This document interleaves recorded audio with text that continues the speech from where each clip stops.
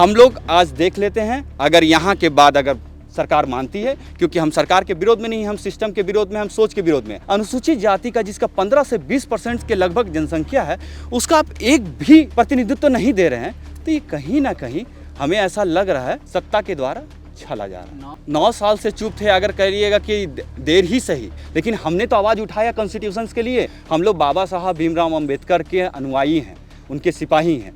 कल हो आज हो, कल ही सवेरा, कल आप आज ही इसको सुधार दीजिए। अगर सरकार हमारी बातों को नहीं सुनती है, चाहे वो किसी को भी मंत्री बनाए, लेकिन हमारा प्रतिनिधित्व होना चाहिए। हम किसी भी, ना कांग्रेस का विरोध कर रहे हैं, ना जेएमएम का विरोध कर रहे हैं, ना अदर पार्टी का विरोध कर रहे हैं, हम अपना हक मांग रहे हैं। नहीं होगा तो हम लोग एक बड़ा रूपरेखा तैयार करेंगे, हर एक जिले में इस मैसेज को करेंगे कि हमें केवल छला जा रहा है, वोट के रूप में उपयोग किया जा रहा है।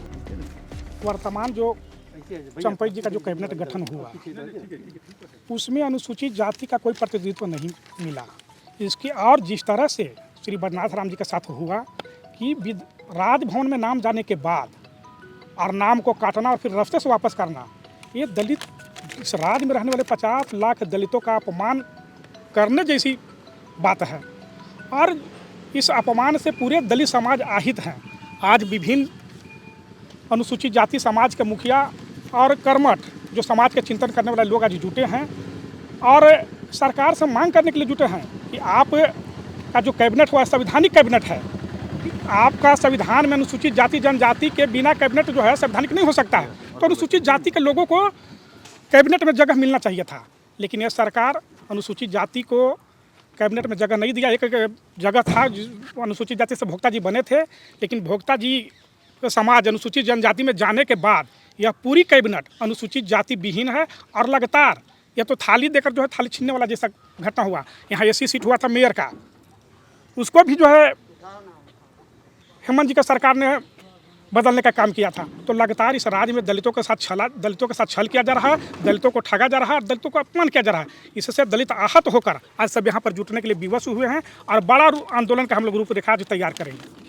उपेंद्र राजा, अनुसूचित जाति समन्वय समिति के अध्यक्ष। सरकार का विरोध नहीं कर रहे हैं, हम लोग उस सोच का विरोध कर रहे हैं, उस नीति का विरोध कर रहे हैं और उस नीयत का विरोध कर रहे हैं जो अनुसूचित जाति के विरोध में उत्पन्न हुई है।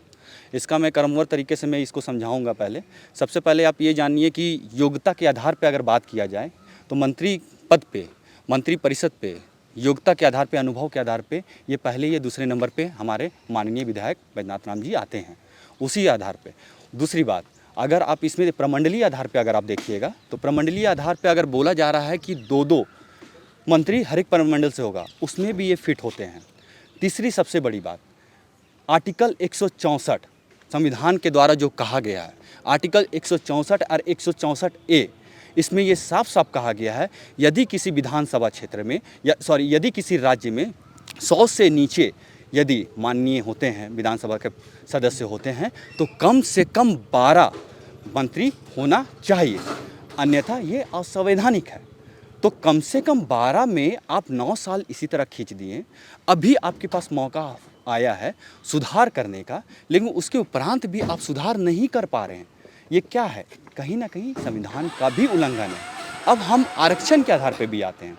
आरक्षण के आधार पर आप देखिएगा, आप देख लीजिए जेपीएससी, आप देख लीजिए आपका अनुसूचित जाति आयोग या किसी भी तरह का कोई भी ऐसा संस्था जिस संस्था में अनिवार्य होता है एक सदस्य के रूप में या अध्यक्ष के रूप में अनुसूचित जाति के लिए, लेकिन जब मंत्री परिषद जो एक अपने आप में सबसे बड़ा स्थापना होता है पूरे प्रदेश का, जब उसमें आपका ये सदस्य नहीं है मंत्री परिषद में, तो आप कैसे विश्वास कर सकते हैं कि जिला स्तर के जो स्थापना में उसमें संवैधानिक रूप से एक्जीक्यूटिव को चलाने के लिए अनुसूचित जाति और अनुसूचित जनजाति के लोगों का एक प्रतिनिधित्व होता है स्थापना सेक्शन में। लेकिन आप किसी भी तरह का ट्रांसफ़र भी कीजिएगा तो उनका एक प्रतिनिधित्व होता है। लेकिन अब जब सरकार चला रहे हैं, उस सरकार में आपका अनुसूचित जाति का जिसका 15 से 20% के लगभग जनसंख्या है, उसका आप एक भी प्रतिनिधित्व नहीं दे रहे हैं, तो ये कहीं ना कहीं हमें ऐसा लग रहा है कि हमें हो सकता है सत्ता के द्वारा छला जा रहा है। 9 साल से चुप थे, अगर कहिएगा कि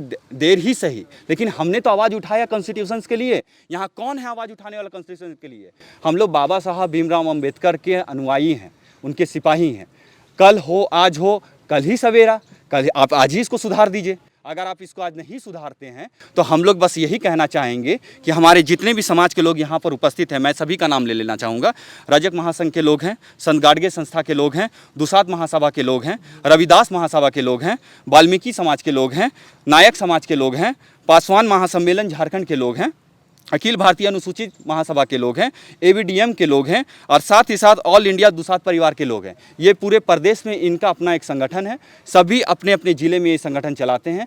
अगर सरकार हमारी बातों को नहीं सुनती है, चाहे वो किसी को भी मंत्री बनाए, लेकिन हमारा प्रतिनिधित्व तो होना चाहिए। यदि कांग्रेस के पास वो है हमारा प्रतिनिधित्व तो कांग्रेस आगे करे, अगर उनके पास नहीं है तो जेएमएम के पास है तो उनको आगे बढ़ने के लिए दे। फिर रोका क्यों जा रहा है?